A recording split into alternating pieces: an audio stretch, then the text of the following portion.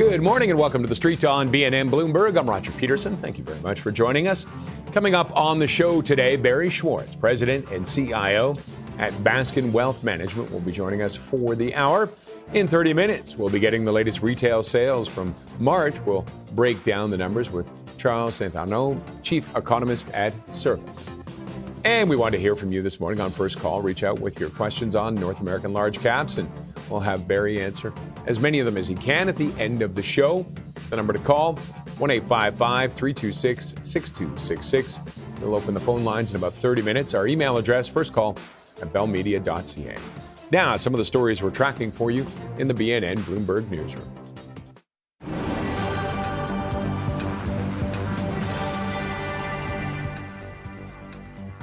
Canada's media regulator has unveiled new rules requiring streaming platforms to devote a larger share of their Canadian revenues to domestic and Indigenous programming. Under the CRTC's new framework, online streaming services will be required to direct 15% of their Canadian revenue towards supporting Canadian content. Traditional broadcasters will see their minimum spending requirements lowered to 25%. CAE says it plans to boost operating profit by at least 30% by 2030 as the company pivots toward defense contracts and cost cutting. CAE has already announced workforce reductions, the phase out of some commercial airline simulators, and a review of non-core assets. CAE posted quarterly revenue after the bell yesterday that rose year over year, though it came in slightly below analysts' expectations. Adjusted earnings were roughly in line with forecasts.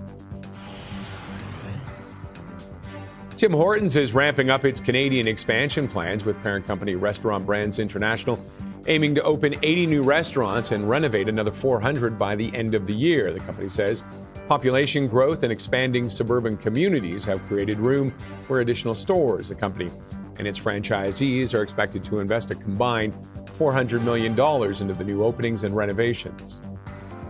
And now, our top line story. The S&P 500 is on track for its longest winning streak since weekly winning streak since 2023, pushed higher by strong momentum in artificial intelligence stocks and growing confidence that the U.S. and Iran may be moving toward a peace deal. Enthusiasm for AI, along with easing concerns about energy disruptions, is also helping keep the market steady and volatility low heading into the weekend. For more, let's bring in our guest for the hour, Barry Schwartz, President and CIO at Baskin Wealth Management. Barry, thanks as always for joining us. Always a pleasure, sir. My pleasure. I got my coffee. I'm ready to go. You're good to go? Yeah. You good to talk about how great the markets are? It's all about earnings, Roger. It really is, isn't it? So we can talk about momentum. We can talk about AI, but when the rubber hits the road, so to speak, what matters is earnings growth. And we're seeing the fastest earnings growth since 2021, especially for the Magnificent Seven companies. I don't know if you had a chance to really go through the Nvidia earnings, but my God, they were unbelievable, right? And so Magnificent Seven company earnings are growing, beating estimates by a huge amount, expected to grow, I think, 35% in 2026 and future growth expected in 2027. So it's a bull market, but it's a bull market built on very strong earnings growth. And so you need to wrap your head around it because the macro sucks. It really does. We shouldn't laugh at that, but it almost is counterintuitive what's unfolding right now. Yeah. Earnings are going through the roof, and pretty solid across the board for the most part. Was it 90%? The companies, I think, down in New York, saying they reported positive. And no one really was talking about the impact from the closing of the Straits of Hormuz on their earnings growth. No one's talking about a recession. I mean, we got a lot of stuff that are headwinds to the markets. Interest rates have popped up again. Oil prices still stubbornly high. A lot of uncertainty with the macro. Travel. Who wants to go to the Middle East right now? So it's tough, but that stuff is just noise. What matters over the long term to investors are the following three things: the level of interest rates, the level of inflation, and the level of earnings growth. Right now, there's only 1 for 3. Baseball, that's a great average, but I mean, let's we're face kind of it. hitting 1 for 3. I think that's a fair point. But the bottom line is the 10-year U.S. interest rate, 4.5, 4.6%. In history, in the context of history, that's really not that high. And of course, if people adjust for inflation, taxes, paying management fees to own fixed income, your returns are still zero in fixed income, right? So it's still really, what's that acronym, TINA? There is no other alternative to stocks. On the flip side, of course, it's getting bubbly. And if you look at some of these AI plays and adjacent plays and derivative plays, the valuations of some of them are very, very high. We got this SpaceX IPO happening. At some point in time, we're trying to push. It's nonsense. Feels like a lot of people are going to be caught up in that. Yeah, but if you think about it, the goal is to get data centers into space. Everybody who's benefiting right now is building data centers on Earth, terrestrial. If that goes away, the Caterpillars and the Deeres and these GE Vernovas, these adjacent companies are trading at way too high a valuation. The other concern is... Or maybe they adjust, they adapt, and they become the ones that build the things. Yeah, you don't know. I mean, who am I to say how this world is going to play out? But the bottom line is, if you're betting on some of these derivative companies, these companies that move Earth, that build data centers, that provide all the products, they also have other parts of their businesses too, right? They're not just 100% AI. And if that starts to slow down because of the economy turns or anything can happen, you're paying a very high multiple for cyclical companies. We all remember during COVID, during the pandemic, that companies pulled forward a lot of demand.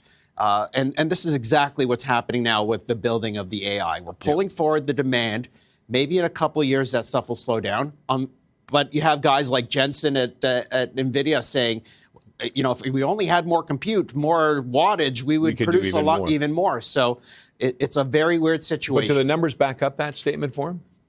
Totally. I mean, Nvidia is trading at 25 times this year's earnings, less than 20 times next year's earnings. It's trading cheaper than some of these derivative AI companies.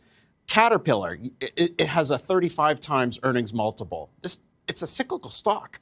Earnings can drop quite quickly, whereas Nvidia, you can see the trend and demand for the next 3 to 5 years is pretty good, and it's really only the only bottleneck for AI at the moment. So it's a strange market, but on the other hand, it makes sense. So how are we playing at Baskin Wealth? We're trying to be cautious. I really love the hyperscalers because what I think's happening is the market's not reflecting their value because they're spending so much money buying the AI. At some point, that will slow down, and then their free cash flow will explode. Whereas these guys who are selling all this stuff, that will start to slow down for them. So if you have a view looking at 1 to 3 years, you might want to own some of these hyperscalers. You still think there's lots of room for them? Well, the valuations are attractive, and the earnings growth, as we mentioned, are fantastic. Now, is there any chance that earnings growth has been pulled forward and all of a sudden we're going to go off the cliff? Of course. Of course. I mean, of course. Like predicting the future is very, very hard. I don't even know what I'm going to have for lunch today. So how can I predict what the market's going to do a week or a month or a year from now? Try the burger at the diner. Delicious. Okay. Sorry, go on. I lost my train of thought. But the bottom line is I want investors to be sensible, to be cautious. Yeah. I'm a wealth manager. I manage people's portfolios. I'm not going to put a one-way trade on people's portfolios and put 100% of our clients' money into semiconductors and chips and ancillary AI stuff. Even if I believe that, even though I am a big believer in the AI trend, stuff can happen really, really quickly. Look at these software companies. They used to trade at high valuations, best business models in the world. They may still be, but now they're trading at half the valuation. So narratives can change. And for now, who knows? Yeah, narratives can change quickly. Multiples can change very, very quickly, even if you produce good results. So be cautious. Please don't get caught up in the bubbles. And, buying Intel at 100 times earnings is probably pretty risky. All right, I'll take a break on that note there. Up next, Canadian banks will post earnings next week. We'll discuss what investors should expect after the break.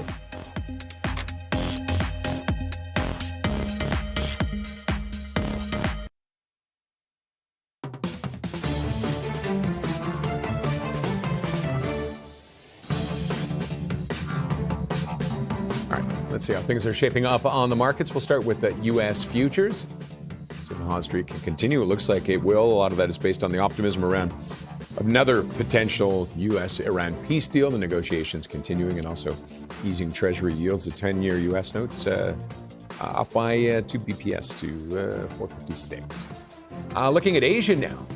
And look at the Nikkei. It is on fire again, and it closed up 2.68% in the record territory, driven by AI and the tech sector strength and optimism over the U.S. Iran immediate resolution, but also the Hang Seng having an up day, 0.86%. The CSI 300, similar situation, up by 1.3%. And in Europe, they're on track for the best weekly gains in more than a month. FTSE's up by 0.31%, closing in on 10,500. The CAC Caral up by a half point, and the DAX as well up by 0.85%. And the TSX yesterday, it had a nice day, and it ended up closing up for the day by 0.73%. Who were some of the movers? Let's have a look here. BlackBerry was up by almost 8%, 7.87%. The company achieved a major cloud security milestone with its latest FedRAMP recertification south of the border. That's where the government says, we like what you're doing. Energy Fuels also up by 6.86%. Go Easy off by 3.25%. And Lightspeed was down by 6.6%. It's cutting its outlook as hardware losses deepen and Upserve sales slow growth.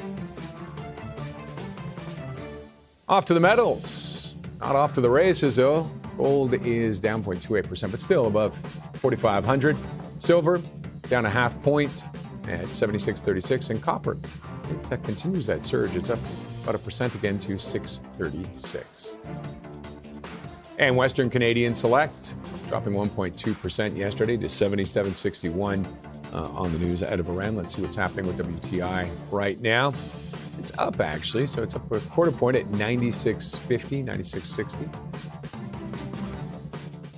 Well, Canadian banks are set to report earnings next week. So far, investors have seen strong performance despite worries about things like mortgages, tariffs, and AI. We're back now with Barry Schwartz from Baskin Wealth Management for his take on how investors should position, considering that the banks are now trading near their highest valuations. You think they're perfect, and then they keep going. Yeah, I mean, Canadian boomers rejoice, right? Canadian portfolios have been built on the Canadian banks, and just unbelievable long-term performance for some of them. Compound rates of return matching Berkshire Hathaway with cash flow, with dividends. And what's going, like, why? How are they doing that? What are they doing right? Well, a lot of it is market beta, right? The markets feel good, capital markets are strong, the stock market's going up, the loan losses are coming down. So it's a one-way bet on the markets doing well, and that's great for them. But the valuations are now trading at near the highest we've ever seen them. So we have to break it down. Does it make sense? Are we in a new paradigm for Canadian banks? Royal Bank trading at 2.8 times book value. Canadian banks used to trade under 2 times book value. So you can see that they've moved up, but in concert with the U.S. banks. One of our thoughts, one of our rationale why the Canadian banks are doing so well is, first of all, they've transformed their businesses to more recurring revenue, fee-based businesses, right? And if you look I just saw some on my fees when I looked at that. They charge you fees for everything. Yep.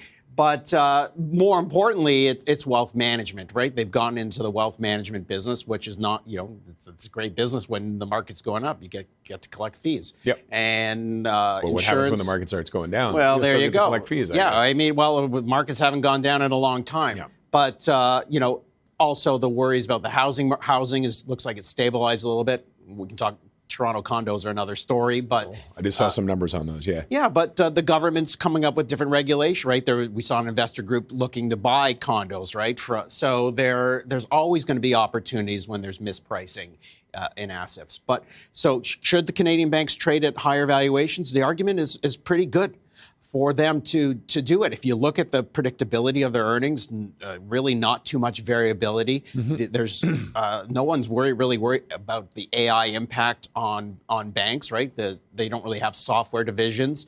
No one's and the fintechs really haven't made big inroads. No question, a company like Wealthsimple's done amazing, but still, I think the higher value wealth management portfolios stick with the banks. If you look at the U.S., no wealth management company has more than a 10% market share. I think J.P. Morgan and Morgan Stanley have like an 8 or 9% market share.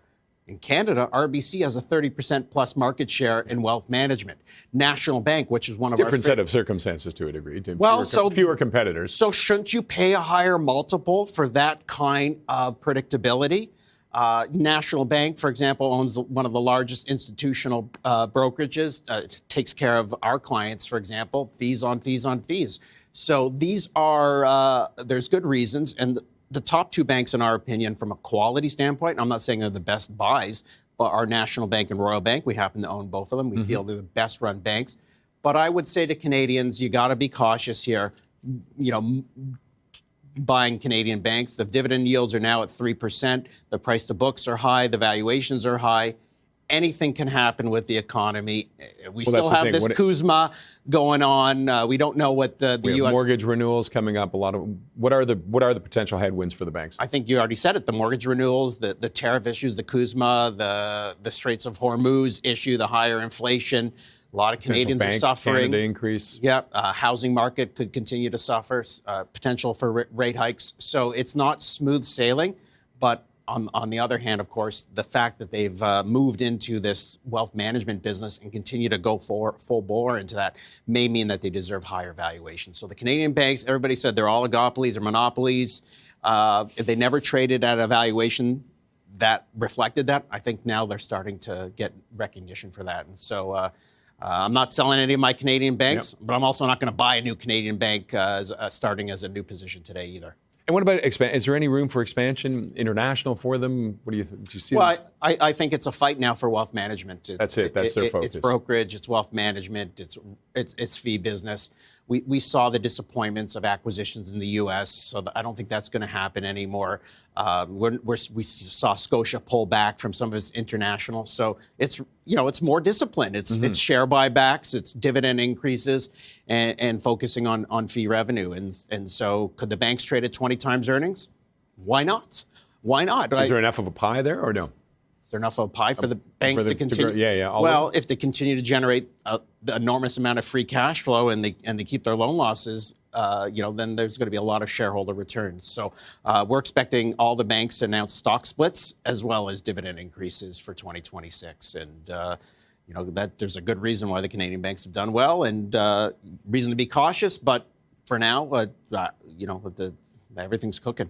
All right. I'll leave it on that note there, Barry. When we come back, we'll see why TMX is on his radar.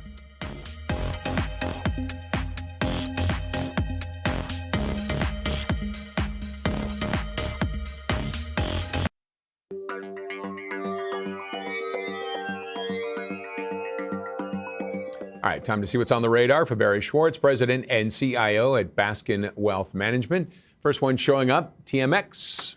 I'm just bringing with a few Canadian compounders.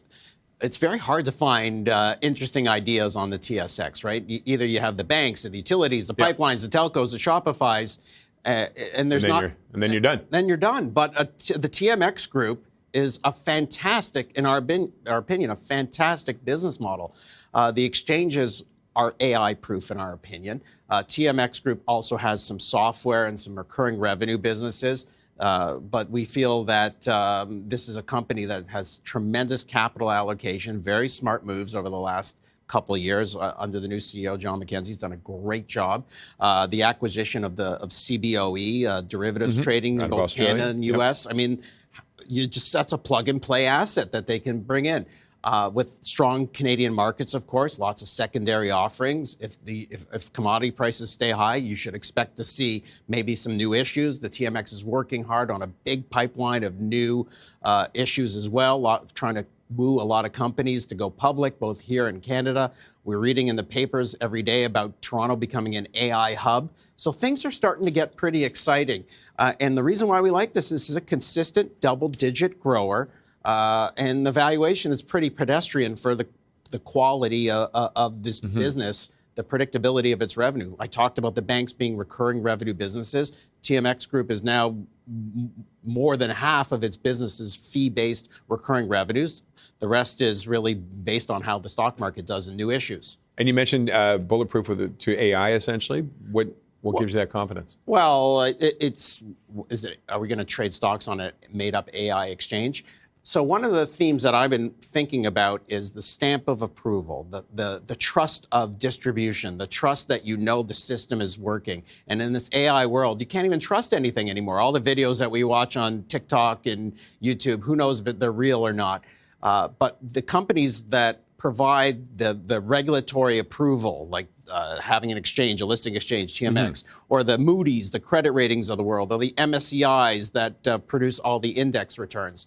These are going to be more valuable assets, in my opinion, in an age where age of AI, where you can't trust anything. You don't know what's fake or what's not, right? And so having these companies that have the proprietary data, that have this proprietary asset that solves some kind of regulatory problem, means they're even more valuable, in my opinion. All right, let's get to the next one, CCL Industries. Another Canadian compounder, really under the radar. We call this on the radar, but I think these are under the radar names. Once again, CCL Industries is really a serial acquirer of companies that produce adhesives and labels. Anything that you buy in a store has to have a label. In Canada, of course, they have to have dual labels, French and Canadian. French and Canadian? What French am I and English? saying there? Can I have some more French and English?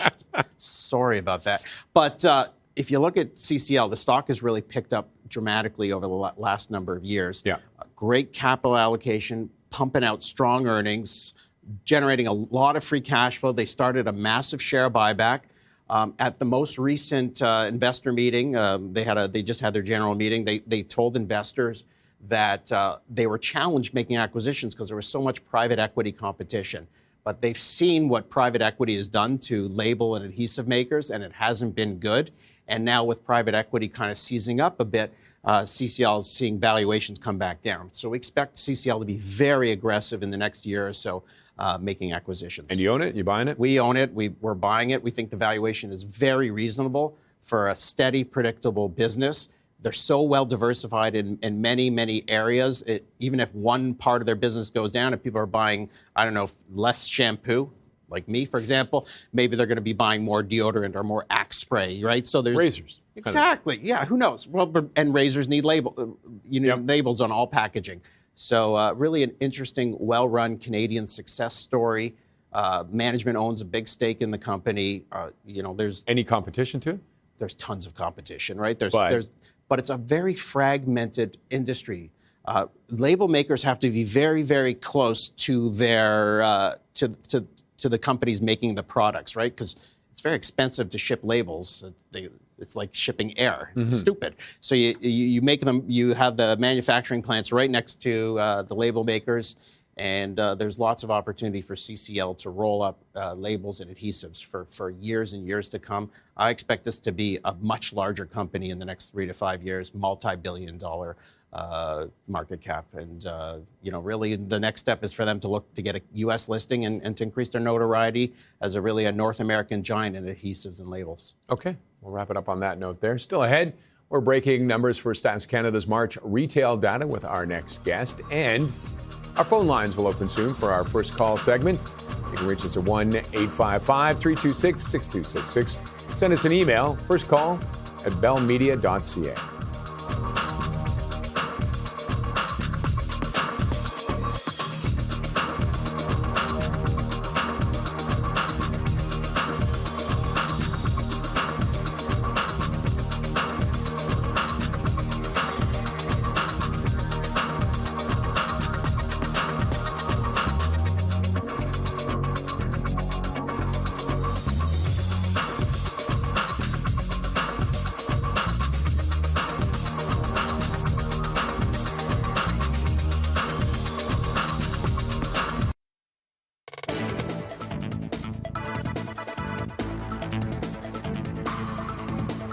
All right, we have some breaking economic news for you. We're now getting in the retail trade numbers for March.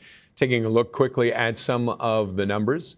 Retail sales increased 0.9% to $72.7 billion. Core in March, core retail sales, excluding gas stations and fuel vendors and motor vehicle and parts dealers, down 0.1%. In March, in volume terms, retail sales decreased 0.7%. In March, retail sales were up 2.1%. For the first quarter of 2026. Just some of the quick numbers to look at there. Let's get a little more in-depth analysis. Charles St. Arnaud, the chief economist at Service, joining us now. Charles, thanks as always for joining us. Good morning.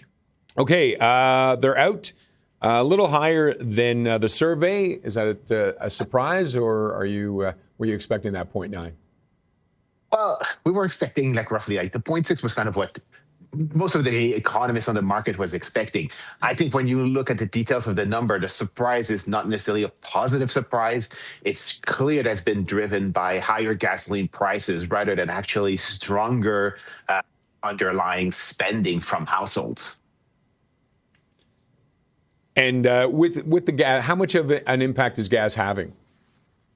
Well, you can see it like the core measure, so excluding motor vehicle sales and sales at gasoline station, is actually slightly negative at minus 0.1 compared to a strong number of plus 0.9 on the overall. So it's clear that most of it is due to price increase at the pump. And you see it also in the retail sales in volume, which are also declining on the month. So it's clear that what has been pushing retail sales higher in March has been almost entirely price effect. Charles, here we are, May 22nd. The straits are still closed. Oil prices and gasoline prices are still high. I think I saw like close to $2. Getting there. Yeah. So, obviously looking backwards is important, but looking forwards, what do you see, of course, for retail sales? And are we going to start to see a big impact as this drags on longer with the higher gasoline prices? Yeah, well, that's where it's interesting is that we can see, unfortunately, retail sales is one of those nominal variable. Like I was looking at the forward-looking component of the report, so the preliminary estimates for April is another solid positive number. But again, that's a nominal number. How much of that is, again, driven by those price effect will be, is probably likely a big part of that. So, and the problem for when we look more under the hood for retail sales is that the longer oil prices remain high, the longer those gasoline prices remain high, the more it continues to squeeze households and reducing their purchasing power. And that will start to be a big headwind on spending going forward. And is there any area that kind of stood out? We expected the gas, no real surprise, but any areas that stood out for drops, sectors for drops or larger growth?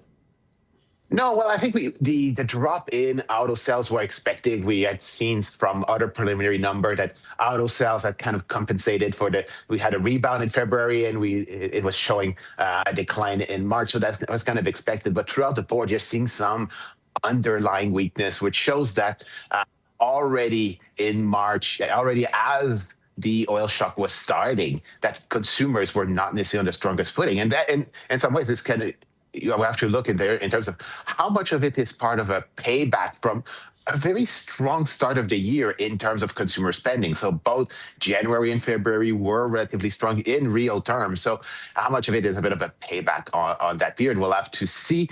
But it seems that oil shock is really a big headwind for consumers.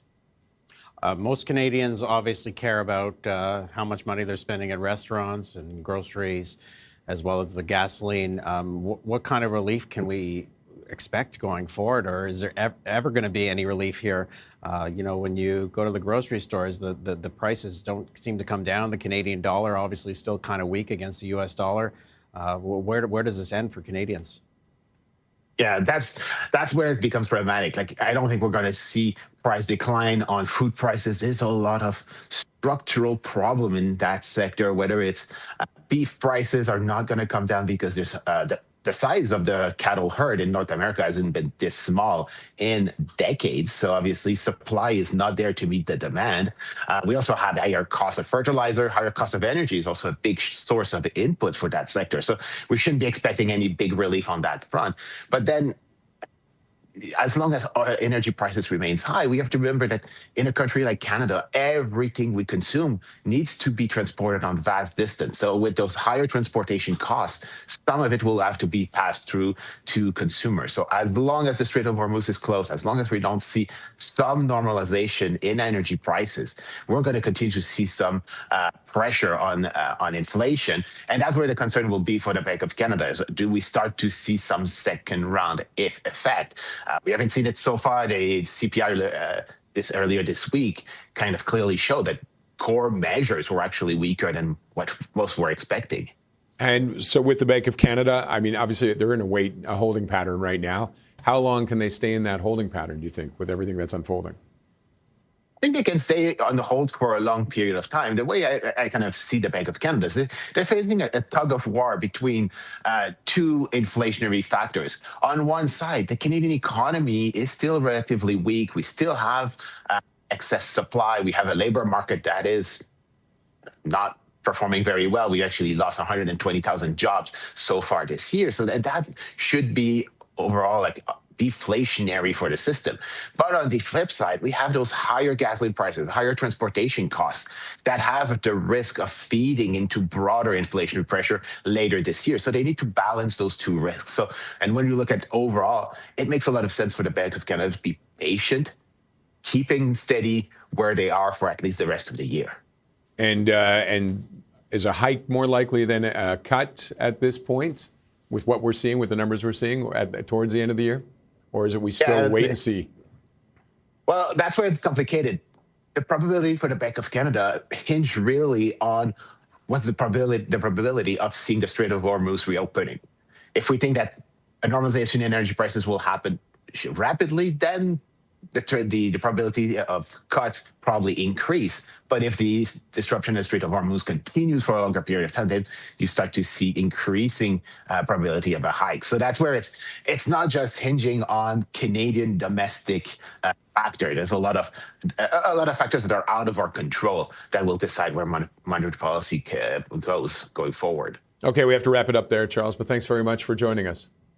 Thank you for having me. All right, have a great weekend. Charles St-Arnaud, Chief Economist at Service. Now, some of the stories we are tracking this morning. Let's take a look.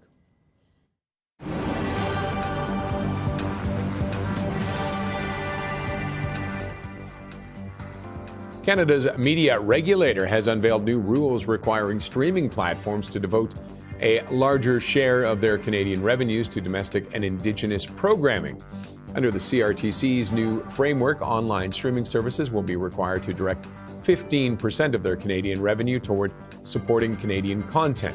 Traditional broadcasters will see their minimum spending requirements lowered to 25%.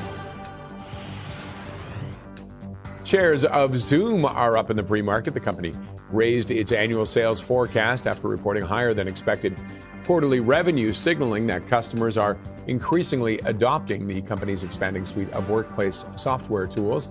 Now, this comes as the company has been working to diversify beyond video meetings by expanding into products like business phone systems, contact center software, and AI-powered workplace tools. Shares of IMAX are up. Look at that, 13.6% in the pre-market as the film distributor explores a sale. According to multiple reports, IMAX has approached entertainment companies as potential buyers, but the sale process is still in its early stages. IMAX's search for a buyer comes as premium theatrical experiences are growing faster than the overall box office. Movies have grossed about $2.9 billion US domestically this year, the highest total for the comparable period since before the pandemic. And still ahead, SpaceX scrubbed a key Starship test just seconds before launch, and the delay comes at a critical moment for the company. We'll have more on that after the break.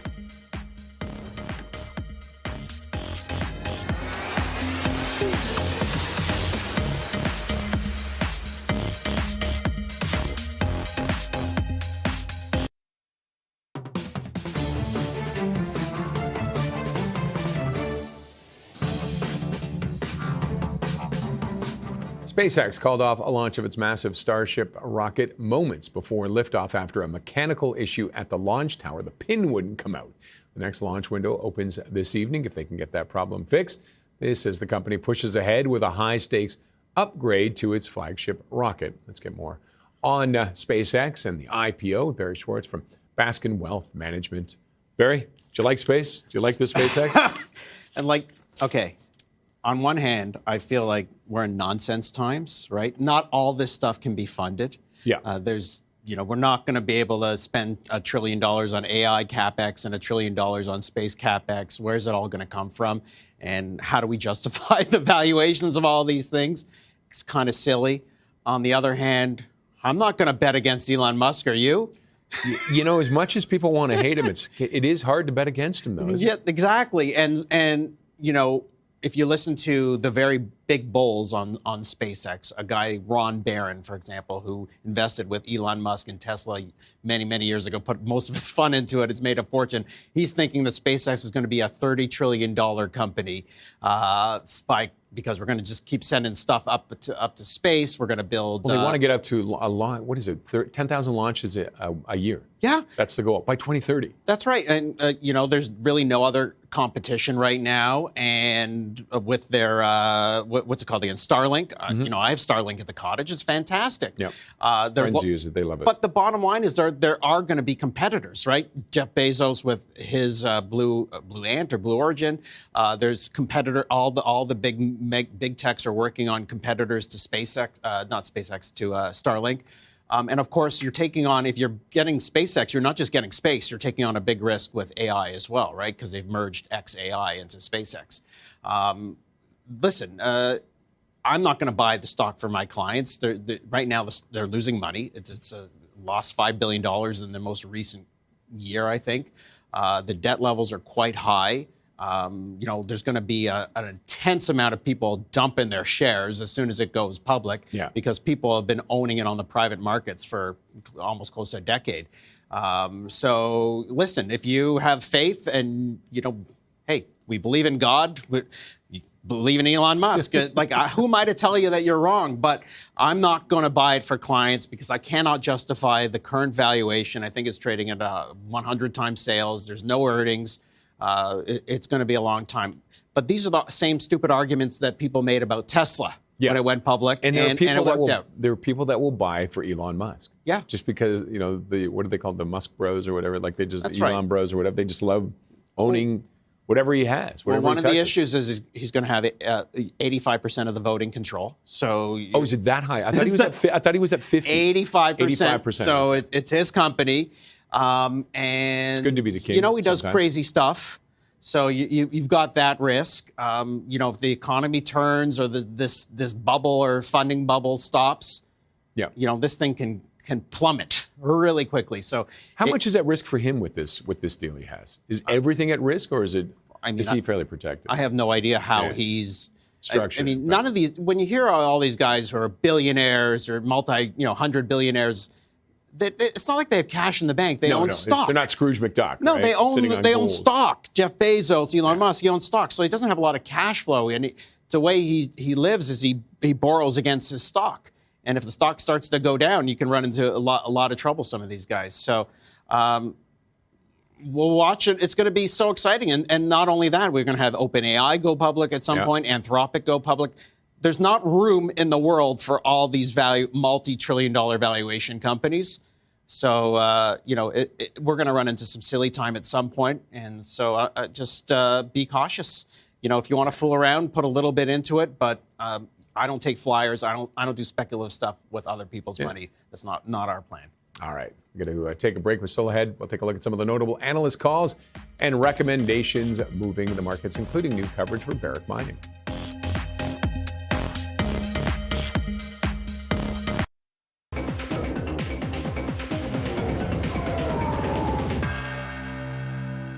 Time to take a look at some of the notable analyst calls and recommendations. Barclays has initiated coverage on Barrick Mining with an equal weight rating and a price target of $56. The analyst stating that while the company's first quarter production numbers were rock solid, the stock is already sitting at fair market value. Barclays has also initiated coverage on Hudbay Minerals with an overweight rating and a price target of $30. The analyst saying the rating is fueled by record quarterly revenue and low cash costs. The company's stable North American mines make it a prime vehicle to capture growth in a supply-starved copper market. Loop Capital has initiated coverage on American Express with a buy rating and a price target of $389 US. The analyst stating that despite macroeconomic headwinds, the company's strong premium cardholder-based, robust credit quality, and resilient consumer spending make it a top pick for long-term growth. Let's see what Barry Schwartz thinks of Amex. I saw you nodding your head at that. No, what do you think? Well, we hear about this K-shaped economy, right? Mm-hmm. Where the people, the one percenters, as you want to call them, are living life to the fullest because the stock market's gone up.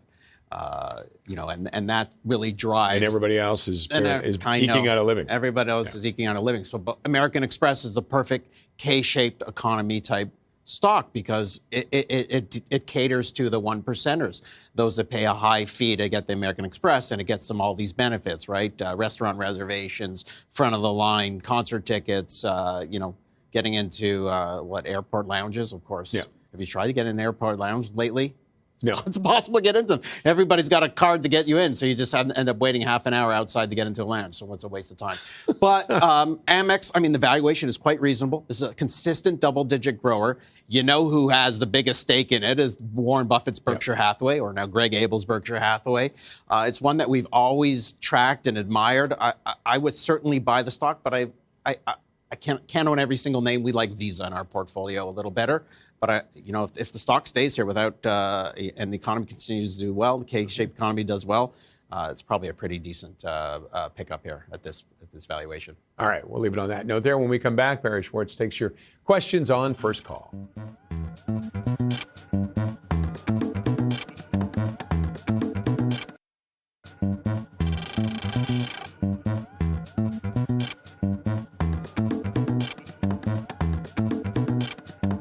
Okay, time for First Call, and that caller is Doug from Lindsay, Ontario. Doug, how are you? Not bad. Everybody says Nvidia is great, and they're good results. Why isn't the price going up? And do they have a dividend? Thank you. All right, thanks, Doug. They actually just raised their dividend. So they raised it from 1 cent a share to 25 cents a share. So the biggest winner is Jensen, who owns, he's going to get like a $200 million payday a year from dividends. So goes to show you, own a lot of stock and you'll make money. You'll make money. But listen, the results are absolutely stunning. They're gobsmacking, right? 75% revenue growth expected this year from is it the world's largest company or close to it? With Google and Apple. Yeah, it depends on the day. I think it might be semantics at this point. So this AI thing is real, and maybe the market doesn't necessarily believe it. We've seen in the past people get burned by chips, right? At one point AMD was the leader. At one point Intel was the leader. Now it's Nvidia. You don't know who's going to come out with a better chip at some point in time. But Nvidia seems to be always at the forefront, to stay ahead of the game. Managing to stay ahead of the game. And now, what Nvidia wants, what investors want, is Nvidia to get that Apple model to say, you know what, we're not a hardware company. We're a recurring revenue company because you need our chips, and we got the best chips, and you're just only going to buy our chips. And the other things that they're doing is they're investing in other companies. Jensen said we're no longer just tied to the hyperscalers. We're selling chips to everybody. We've diversified our business. So if I look at next year, Nvidia might do $12 a share, trading at $220 with a beautiful balance sheet with lots of investments. It's kind of hard not to own it right here. So I got to say, we're looking at it. And even though chips are such a cyclical business, it's something that we should think hard about. Our clients also own shares of Taiwan Semis, who've done well there, but totally missed Nvidia. But maybe it's not too late. Okay, let's get back to the phones. And Anita from Markham, the city above Toronto, right, Anita? Good morning. Thank you so much for taking my call. My question is on WSP Global. I own some. And I did extremely well last year, but right now it's come down a lot.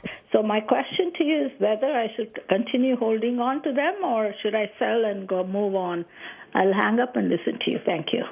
All right. Thank you, Anita. Well, this is one where price is driving the narrative right now because the fundamental results of the engineering construction companies have been pretty good. WSP Global, Stantec.